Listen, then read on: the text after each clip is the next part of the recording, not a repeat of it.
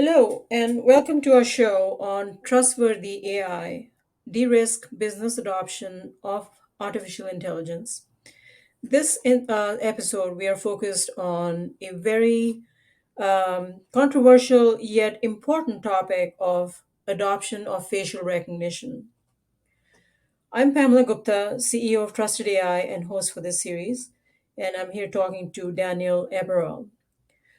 Really, briefly, the risk that why is facial recognition a controversial technology, and can we use it intentionally with the right guardrails in place to protect us from what can happen, what are the mishaps or the precedent? They not only relate to the technology's accuracy and the potential for misuse of the technology, but also involves deeper issues such as around consent, could be bias, definitely bias, and have impact on broader society, including surveillance issues.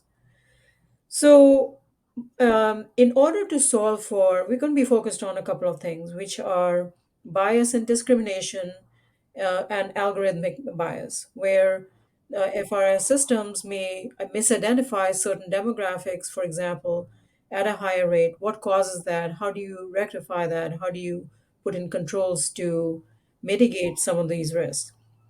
How can we avoid leading to misuse of this technology, because they, as with anything else, um, risk mitigation is always about people, process, and technology.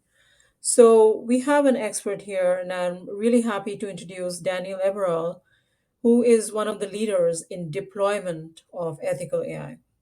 Um, Welcome, Daniel, and I'd love to have you introduce yourself further, please. Thank you, Pamela. So, my background is that I have an MBA in security management. I've worked at security research centers across the United States, and I've been focused primarily on artificial intelligence and the deployment of it since 2019. I currently work alongside the EU Council in some of their workshops. I sit with the Security Industry Association's Facial Recognition Working Group, and I'm also a part of the Technology Integrity Council based out of DC. So just helping countries, governments around the world deploy this kind of technology ethically in a way which benefits communities and societies around the world. Okay, thank you. And can you tell me about your company as well? Yeah, so IREX, we are a global company. Basically, we're an AI smart city platform. So we connect to every available camera. So that doesn't matter which brand, make, or model. And then we unify all these cameras under a single platform. And then basically, whatever happens under surveillance, we're able to trigger an alert. So for a specific event, specific vehicle, or specific person. And also, we've got a Google like search surveillance. So you can upload a photo of an individual, type in a partial license plate, or search for an event across every single camera. And it will show you if and when that event, or person, or vehicle has appeared or occurred. Okay, wow, that's really interesting to hear, and the functionality and what all is possible. Brings us to the beginning of the introduction on this, right? Where the risks are and the value is equally dependent not only on the platform but also on how it is used and how it what are the controls that one can put in place. So let's talk about bias, right? Algorithmic bias. Is that possible in facial recognition technology? And what is the reason for that? Yeah, they definitely can be biased. I think a lot of people often try to look for the data sets, and of course, that is a component of it. But in reality, it's simple physics. From the angle of the camera and the lighting and the quality of the camera really depicts what is possible. If a human eye can spot it under surveillance, generally artificial intelligence can. Definitely IREX can. So one thing which people have to take into consideration when it comes to the bias is the angle of the camera and the lighting, because it's easier to spot a lighter skinned individual under lighting than it is to spot a darker skinned individual in poor lighting. So it boils down to a lot of simple physics, and so that's where it's crucial where this kind of deployment, where this kind of AI module is deployed, is that it's in optimal scenarios to be able to get the most accurate results. And that depends on the lighting and also on the color of the skin, as you mentioned, right? Well, yeah. So the lighting, it's just from it's simple physics, because like if you're trying to spot somebody with lighter skin and it's in a light setting, that's kind of like optimal, because like the human eye can easily detect that. But when you're trying to spot somebody with a darker skin tone and it's in, let's say, a darker scenario, you're not going to get as accurate results. So a lot people like to focus on the data sets a lot, but what people have to take into consideration really is the simple physics surrounding the environment where the cameras are deployed. Yeah, that's a really important point to note for those who are deploying the technology and how much trust they place in the in what are what is being recorded, for example, right? So it's interesting. That's really an interesting point about both the angle as well as the property of the context and the situation and the situation, for example. What what can we do to make this more reliable, or is there a way to counteract or balance it out technologically? And then I'll talk about how we can do it programmatically, right, through a process, to have a process in place, for example, to see if there is more confidence, for example, in a particular shot or a scene captured, for example. Yeah, so for example, you can play with the parameters. So when, if generally the rule of thumb is, especially with IREX, when we spot an individual, we set the parameters at 60%. So anything over 60%, we trigger the alert. The higher that you go with that, the more accurate results. The lower that you go, you're going to get people with similar demographic features. So that's one of the components. You can put the percentage rate, like the AI is 60% sure, 65% sure, but then you can switch that to like 80% sure. You only receive the alerts if the AI is over 80% sure. And then on the flip side of that, it's all about why you're using this kind of technology as well. We have to use it in a way that promotes well-being of societies and communities, and really benefits communities. There's been some early deployments of the kind of technology in ways which are grey areas, because I think that this kind of technology, you look at 20 years into the future, this facial recognition is going to be in every camera. The ability to have facial recognition is going to be in every camera. So we have to start in a way where it's something, we have to set the foundations which society gets on board with. And so, first and foremost, is why we're using this technology is the first question. And the second question is, how do we ensure that we get this right? And that's where you can play with the parameters, but the AI is only used as a tool. The AI should never be used as a final decision. And that's where you can have people validating that actually the AI is 84% sure that Pamela's appeared under surveillance and Pamela's missing. Okay, let's take a look. The AI has detected her. Let's take a look. Let's compare. Actually, we think that this definitely is Pamela. We should act upon this. And then there is organizations such as super recognizers, which are around the world, and they have teams which have specialized skill sets to be able to compare what the photo of the individual and who the individual is to then the actual event where the individual appeared. So you've said a couple of things that I think are really important for me to highlight. One is what is driving the use, right? What is the context? What is the rationale or the motivation for using the technology? The second is what is the confidence in terms of depending on the some of the parameters you mentioned, which was the lighting, the color, the quality, the percentage of the identification of how likely was it a certain match was found or not. And the third is the process, right?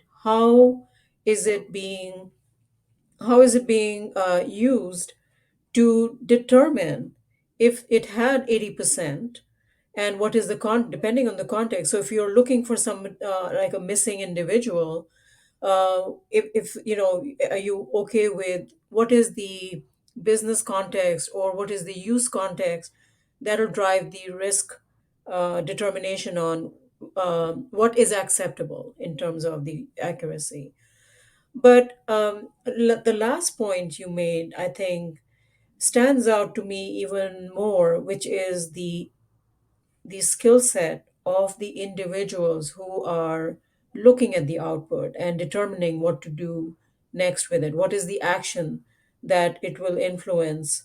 The technology will influence. Right? Do you agree with that? Yeah, Um, so it's all about why we're using this technology, and it has to be deployed because I don't think I think any futurists, any technology experts, anybody that kind of lives in the real world and has seen what's going on, understands that once technology is out, it very rarely goes back in the box. So we have to understand in 10, 20 years time, this is going to be the norm. So we have to get the foundations right. So when you're talking about the case studies of how to use this technology, it has to be set on foundations which societies and communities agree with. So right now, there has been some deployments of trying to find known shoplifters and so forth. In my opinion, that started in the grey area because there is bigger issues that the AI can be used for good. Example is missing children. We have an epidemic right now across the United States in regards to missing children. I think Cleveland alone earlier this year, 50 kids went missing. So now having cameras which are equipped to try and find these missing children and also non-compliant sex offenders, I think that 99.9% of people would be on board with that. Right now, to be able to find shoplifters is in the gray area. We have to start and use this technology in a way which everybody agrees. We cannot just be focusing straight away on okay, let's try and find shoplifters because that saves obviously the bottom line and so forth. If there is local businesses, if there is local cities and so forth, if they're using this technology transparently and the community know why they're using it, there's going to be a lot more success in the long run rather than just trying to get this kind of technology deployed to get those quick wins because ultimately it's fallible. And we've seen that in the news recently where there was people that have been misidentified as known shoplifters, and such as Rite Aid and other known businesses. And so it's starting at that grey area when really what we have to be doing as a society, as technology providers, as users, is starting in a way which we all agree upon. And so those parameters in regards to who receives the alerts and why we receive the alerts is extremely important, and it has to be transparent. Yeah, that's an excellent point. The transparency, right, around that it is being used, because it is, when it comes to the separation from public and private use of the technology, and to your point that it is becoming more and more ubiquitous, right? It's not even a question of does it have it, or does a new camera have it, or will it have the capability in a couple of years. That's not even the question. The fact is it will. But how do we deploy this and how do we use it? That's really where those those guardrails come into play. Um, in terms of the business adoption of this technology, which could be in so many different areas, whether it's in cafeterias or for near cash registers, near in the retail, as we saw in workplaces for emotional emotional emotive AI, for example, and seeing if people are happy, etc. So the use cases can be really, really broad. And when it comes to the society, the business use, it does depend on the motivation. What is it that is, what's the purpose, and what is, let's say it is for detecting misuse or behavior in a setting, then what can be done with that detection is really where it comes down to, right? So, example, uh, doing an arrest, for example, is a bit extreme based on something that is a facial recognition. And to your point earlier, too, right, which is it's going to be certain, there's going to be degrees of accuracy. And depending on that, it should be helping or enable decision making, not be the decision maker. That's really important Hmm. to highlight here. Love to talk about some of the positive outcomes that you are seeing out there with facial recognition technology, and then did they have what kind of process was wrapped around it as well? So yeah, so there's been many positive outcomes when it comes to the use of AI modules. So, for example, now we've talked about facial recognition, but artificial intelligence modules basically means whatever happens under surveillance, you're able to receive an alert for. So whether that be a car accident, whether that be vandalism, whether that be a person falling down. Most recently, we had somebody fall. We work a lot with railways and metros. We had somebody fall on the tracks. The AI picked it up instantly. This person was actually disabled in a wheelchair. They was able then to trigger an alert, so that they was able to contact the train coming in to slow down, so they were able to rescue that person. So there is that's just one use case, but basically, like, what are they? I keep going back to it. Is that the deployment of this kind of technology? We're at really a knife's edge with it, because it has to be deployed in a way which benefits people, benefits society, benefits communities, and like I said, the missing children epidemic, whether it's also finding dementia patients. People are going missing a lot. And obviously, in the United States, there is a massive open border crisis. And a lot of people are talking about coming into the country. People aren't talking about all the people which are actually getting out of the country, including children. So now resources happen when a person is missing for over 72 hours. Basically, resources go down to zero unless the family have got their own resources. So now, to equip cameras within communities, within cities, to have databases of missing children. So now you've got cameras which never sleep, and so you can be looking constantly to try and find these people that have been missing for a specific period of time. And so we've had large successes around the world in regards to that.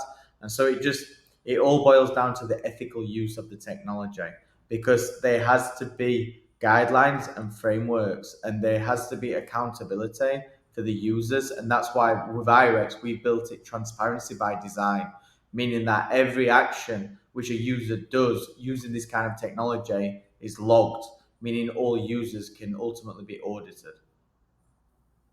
Oh, that's great. So you touched upon a lot of the essential pillars of trustworthy AI that I had defined 5 years ago, which is transparency, lack of bias, accountability, and ethics. Of course, we're talking about. Let's talk about security and privacy also, which are also pillars of trustworthy AI.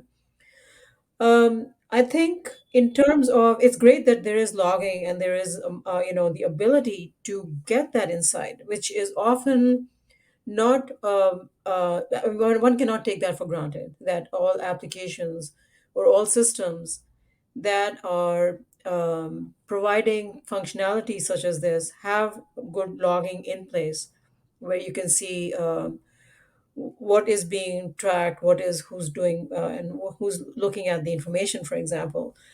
Is that what you mean as well? So in terms of the system usage and implementation, there is ability to take a look at who are the users who have access to their data, and what are they doing with it. Yeah, absolutely. It's every use of this kind of technology we've built is transparent, meaning like every action which a user takes is logged. That's got to be crucial because the frameworks which we put in place to begin with have to be the foundations which everybody agrees with.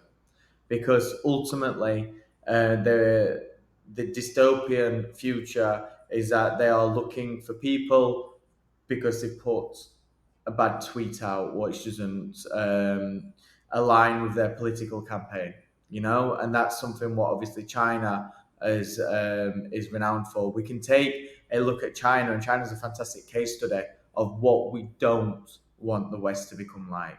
And so it's all about using it as a foundation for good. And we use it in a way because it's a very slippery slope. Because once you start opening the doors for just like a one case study, like for example, if you're trying to find, I like to use, and all the data shows that societies get on board with two things: finding missing children slash missing people, and then also non-compliant sex offenders. So those are the two databases which societies benefit from, because now you can protect your communities from non-compliant sex offenders. These are sex offenders that have gone rogue, that haven't checked back in. So generally, people would want to know if they're in their communities or near their schools. And then secondly, is finding missing children and missing people, because this is a revolutionary tool. It's been described as a revolutionary tool by the Department of Homeland Security in regards to combating those issues. So we start with those parameters, but we don't want to deviate from them too quickly or too soon without fully understanding the technology. The biggest problem, what we're seeing around the world, and especially in the United States, is the lack of knowledge and lack of expertise, especially from the public sector. So when the public sector don't fully understand the technology and don't have expertise in house, it's been driven from the private sector. So, for example, IREX, we've coined ethical AI, and we've built out the frameworks which is being used not only by police departments but also governments around the world. So, very much the drivers of using this kind of technology ethically is actually coming from the private sector. So it's a kind of a merge of private and public sector. That's great. That is really good to know and hear that from you, because I don't know if all the uh, companies who are preparing or producing technology in the facial recognition space are that aware of the repercussions as well as the ethical issues that can be taken proactively into account to prevent mishaps.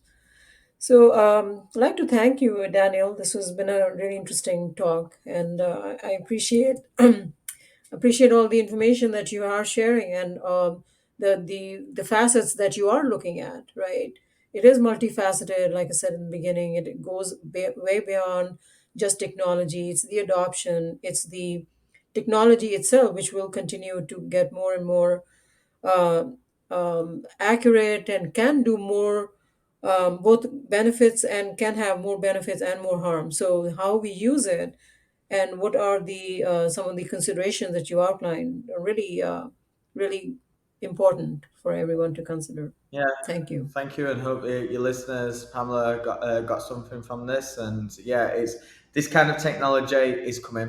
Whether we like it or not, it's all about using it for good and using it in ways which benefit us. Okay, thank you. Thank you. Bye bye.